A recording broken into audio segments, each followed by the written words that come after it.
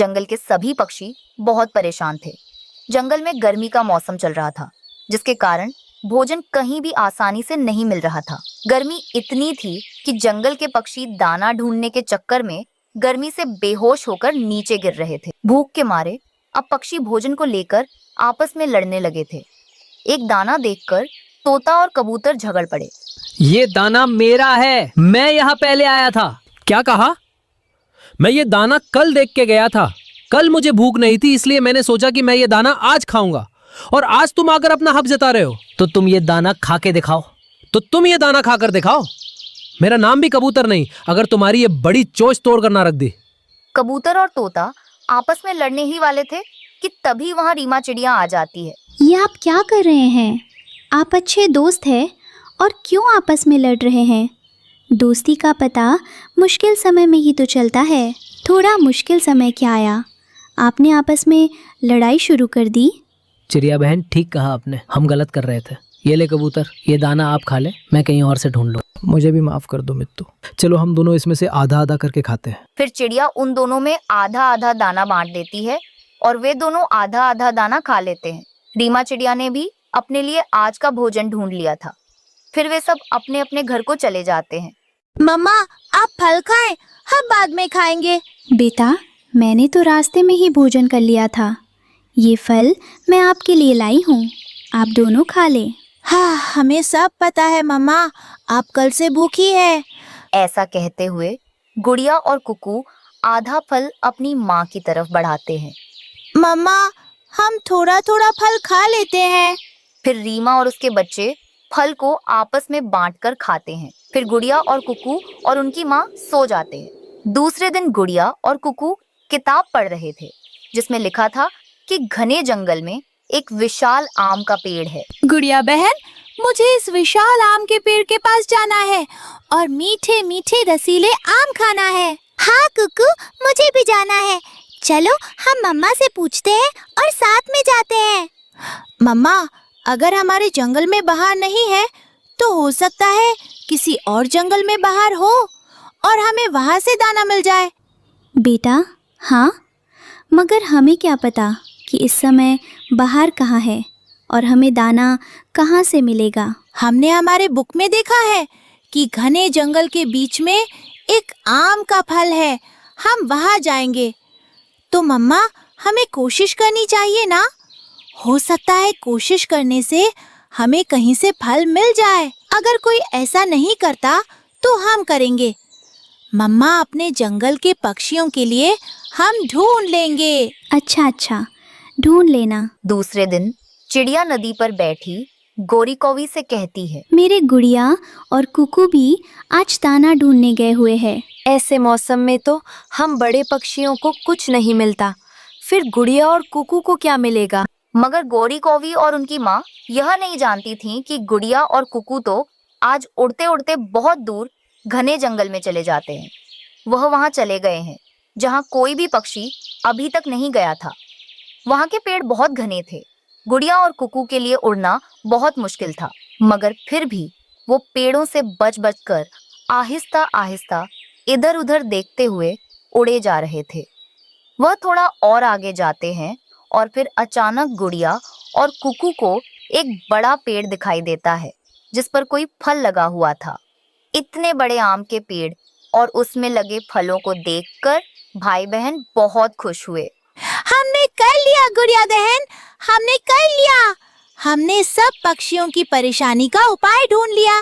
अब सारे पक्षी आम खाएंगे। हाँ कुकू, चलो अब हम खाना शुरू करते हैं। फिर गुड़िया और कुकू वहाँ बैठकर एक आम खाते हैं जो बहुत मीठा था, और गुड़िया और कुकू एक आम अपनी माँ के लिए तोड़कर वापस उड़ते हैं। वह बहुत तेजी से उड़ते हुए अपने घर पहुँचते हैं। मम्मा, मम्मा, देखिए हम आपके लिए क्या लाए हैं। मुझे अपनी आंखों पर विश्वास नहीं हो रहा। आप दोनों ये आम कहाँ से ले आए हैं? मम्मा, एक बार इसे खाकर देखे। ये आम बहुत रसीला है और हमने एक आम के पेड़ की खोज भी कर ली है, जिस पर इस तरह के ढेर सारे आम लगे हुए हैं। फिर माँ चिड़िया वह आम खा लेती है। रीमा चिड़िया अपने बच्चों को गले लगा लेती है। सच में बच्चों, ये आम तो बहुत स्वादिष्ट था। मेरे बच्चों ने तो बड़ा काम कर लिया है। फिर सुबह हो जाती है। गुड़िया और कुकू और रीमा चिड़िया दूसरे पक्षियों को साथ लेकर आम के विशाल पेड़ की तरफ जाते हैं। गुड़िया और कुकू तो आज ऐसे आगे आगे उड़ रहे थे जैसे वह सारे पक्षियों से बड़े हो, क्योंकि उन्होंने बहुत बड़ा काम कर लिया था। वे सब पहुंच जाते हैं। चिड़िया को अपने बच्चों पर बहुत गर्व महसूस हो रहा था और गुड़िया और कुकू भी बहुत खुश थे। वाह गुड़िया और कुकू, तुमने तो कमाल कर दिया। तुमने हम सब की जान बचा ली। अब ये पेड़ हम सब पक्षियों को कई दिन तक आम देता रहेगा। फिर सभी पक्षी मजे से आम खाते हैं और अपने दिन खुशी से गुजारते हैं। कौवों का घर और चिड़िया का घर आमने सामने था। चिड़िया का घर टूटा फूटा था। कौवों का परिवार नदी किनारे ठंडी छांव में बैठा पिकनिक मना रहा था। गौरी कौवी ने कालू कौवे और अपने बेटे जग्गू कौवे को मीठे जामुन खाने के लिए देती है। वाह वाह, आज तो जामुन खाने का मजा ही आ गया। अगली बार कुछ मजेदार खाएंगे। पिताजी पिताजी, मुझे नूडल्स खाने हैं। अच्छा अच्छा ठीक है, अगले संडे को नूडल्स बना दूंगी। कौवों का परिवार मजे से मीठे जामुन खा रहा था कि तभी वहां चिड़िया की बेटी गुड़िया आ जाती है। अंकल आंटी गौरी, थोड़े से जामुन मुझे भी दे दें। छी छी, चल चल हट यहाँ से, निकल निकल यहाँ से, आ जाते हैं। चल जग्गू घर चल। मम्मा, वो भी तो मेरी तरह छोटी सी बच्ची है, इसे भी थोड़े से जामुन दे दे। जग्गू चुप करके जामुन खा। वो तुम्हारी तरह नहीं है। वो गरीब चिड़िया की गरीब बच्ची है। वो अपनी माँ से जाकर दाना लेकर खा लेगी। गुड़िया डरती हुई वहां से चली जाती है। कौवे भी अपने घर आते हैं। माँ, गौरी आंटी और उनका परिवार नदी के पास बैठकर मीठे मीठे रसीले जामुन खा रहे थे। मैंने थोड़े से क्या मांग लिए, वे मुझे डांटने लगी। गलत बात है गुड़िया, ऐसे किसी से फल नहीं मांगते। जग्गू की नानी का फलों का बाग है, इसलिए वो कोई भी फल खा सकता है। मुझे जामुन बहुत पसंद है माँ। जग्गू को अपनी सहेली के लिए बुरा लगता है। वह चुपके से घर से फलों की टोकरी से मीठे जामुन निकालता है और गुड़िया के घर पहुंच जाता है। गुड़िया बहन, मैं आपके लिए जामुन लेकर आया हूँ। बेटा, क्या आपके मम्मा पापा को पता है?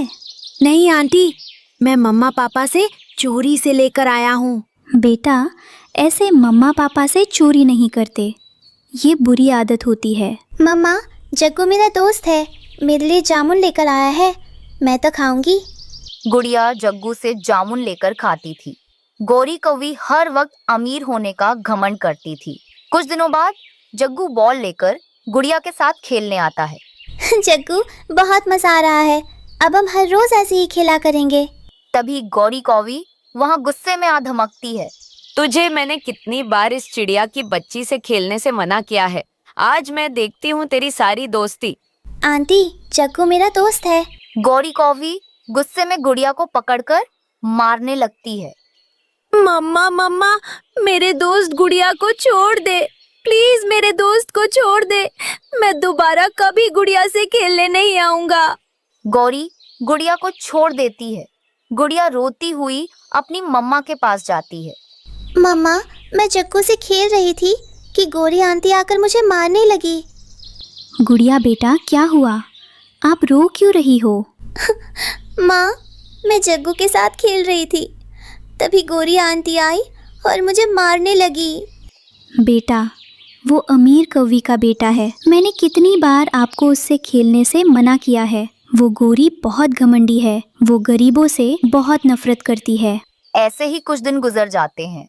गुड़िया जग्गू के साथ खेलने नहीं जाती, बल्कि वह छोटे मिट्ठू के साथ खेलती है। जग्गू खेलते खेलते दूर निकल जाता है।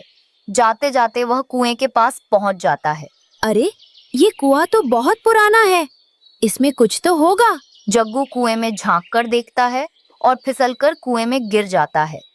बचाओ बचाओ, कोई मुझे बचाओ बचाओ।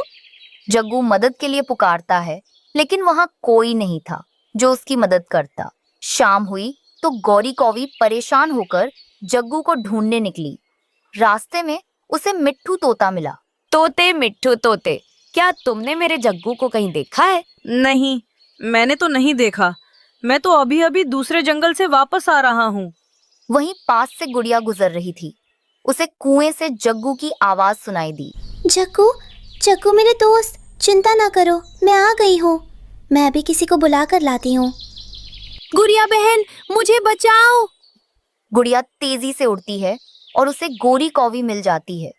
आंटी गौरी, आंटी गौरी, जग्गू मेरा दोस्त कुएं में गिर गया है, मेरे साथ चलिए। कहाँ? मेरा जग्गू कहाँ है? गोरी कौवी और गुड़िया कुएं पर पहुंचते हैं और रस्सी की मदद से जग्गू को बाहर निकालते हैं।